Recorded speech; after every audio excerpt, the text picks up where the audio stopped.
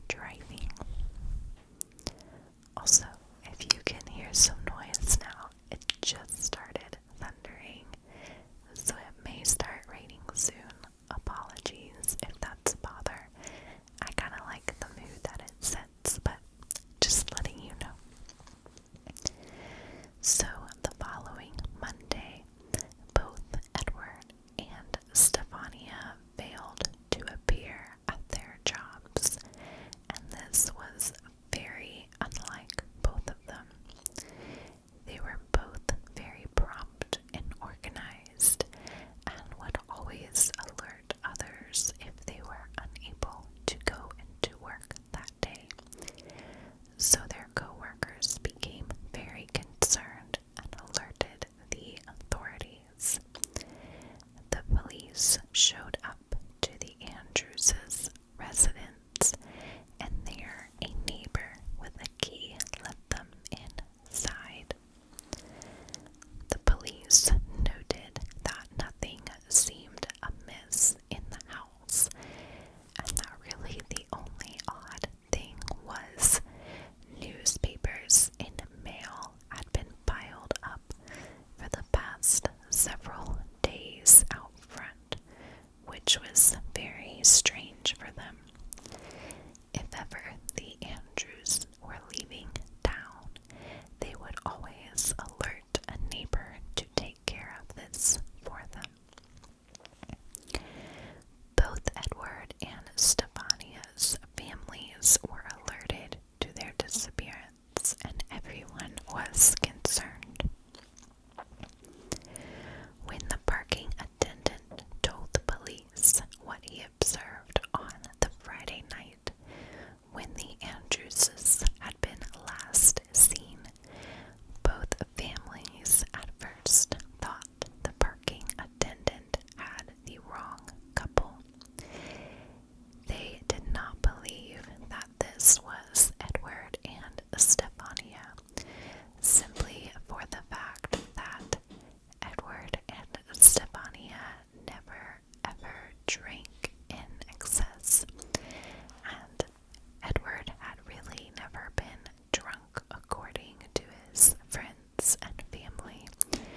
They were always so well put together that it just seemed very odd and did not like them. It wasn't until the parking attendant described how they physically looked and their make and model of car that their families knew he was in fact talking about Edward and Stephania. The police searched the Andrews' house a bit further and found that nothing was missing from their home besides the clothes they had on their back that evening and the jewelry that Stephania had worn to the party.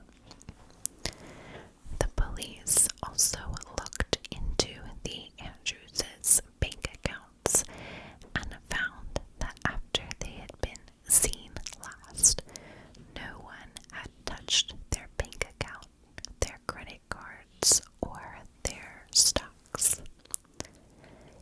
The police began to search around the Sheraton Hotel, and they didn't really find any information as to where they could have gone. The police ended up believing that Edward and Stephania's car could have possibly gone off of the road and drove into the Chicago River. At a point in a bridge over the Chicago River, the police noted that there were tire marks on the road and scrapes on a concrete pillar. Authorities claimed that Edward could have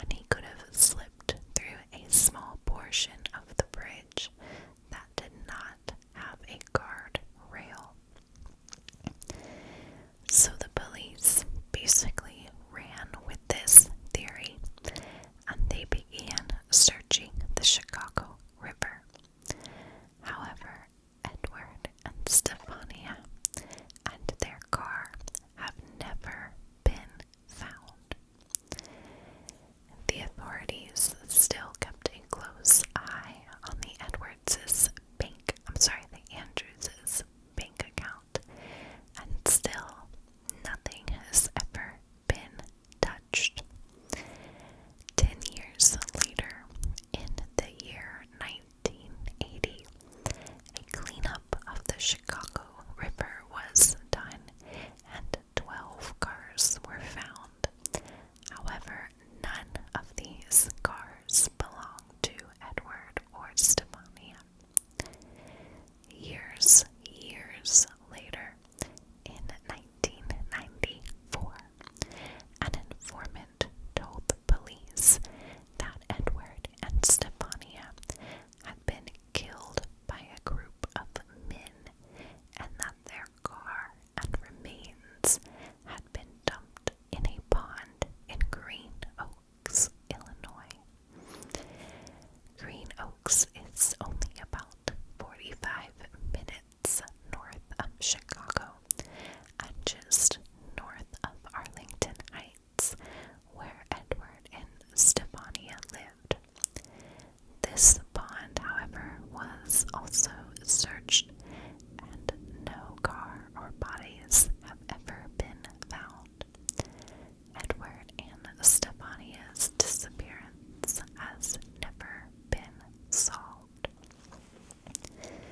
Of course, a lot of people think that their car went into the river, but for me, I feel like the police should have found that by now. If it did, there are talks about a barge possibly pushing the car out to sea or further up and down the river, not out to sea. Chicago is not in the ocean, but pushing it further away, and that is why police haven't found it.